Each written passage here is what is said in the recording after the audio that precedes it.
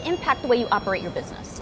Yeah, so I spent my years as a regulator, 25 years as a state banking regulator. The last 10 as the banking commissioner in Wyoming, which, if you're familiar with that, Wyoming was a leader and tried to be fostering to institutions that wanted to be in the crypto and blockchain space.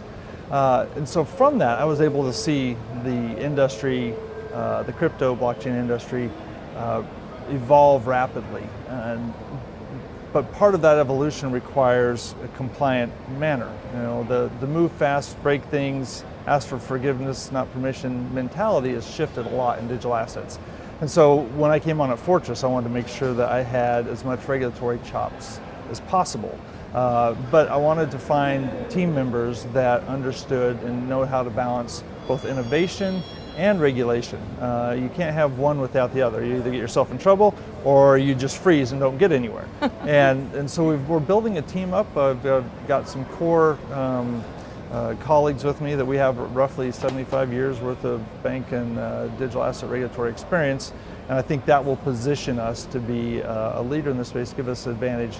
And then another part that's very important is because we have to have some strategic tech thinking, tech forward bank partners, someone like Tom, who's a career banker, coming on and managing those and establishing those relationships is also very important for us. Judy, Fortress has a regulatory body within that nobody else has. We are unmatched in this environment, which is why we bring experts in like Albert and some of his folks that he brought along with him. So we're very blessed to have the regulatory piece. So digital asset, Web3 space.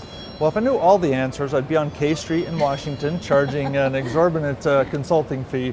But I do think as you look back, when I first got into this space, probably 2016, 2017, there was still a lot of questions of, well, how does it even fit under current laws?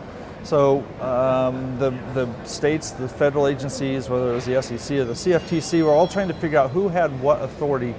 We're starting to get a little more of that, the agencies understanding maybe what their role is, but I think every time you see commissioners up on the Hill, they're asking for Congress to give them some authority so then they know where they fit within that landscape. I do think, as I mentioned earlier, consumer protection is now very important. You've seen some major disruptions in the digital asset crypto space, and obviously the crypto winter gets people's attention as well.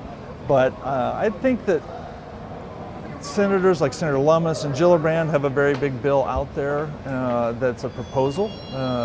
So I think as those things get more traction, as the Hill takes on the responsibilities of finding a place for this, then the regulatory agencies, whether they're in the markets or they're banking agencies, will start to develop guidelines. But again, they're driven by the laws that are on the books, and they only have so much authority. Now, I will say that I do think, absent of congressional action, which may be tough to get in the near future, the agencies are looking for ways to, again, put some guardrails around, but also trying to realize that balance of making sure they don't completely stifle innovation. So I hope and we fully expect to have the U.S. in a position to actually be a leader in this space. And so we want to make sure that we're positioned to take advantage of that. Mm-hmm. And Judy, as you can hear, we're going about this the right way. We're putting all the pieces correctly in order because we really believe Web3 will change life going forward for everybody like the internet did in the 90s. Yeah. Wow. Well, that regulation moving in the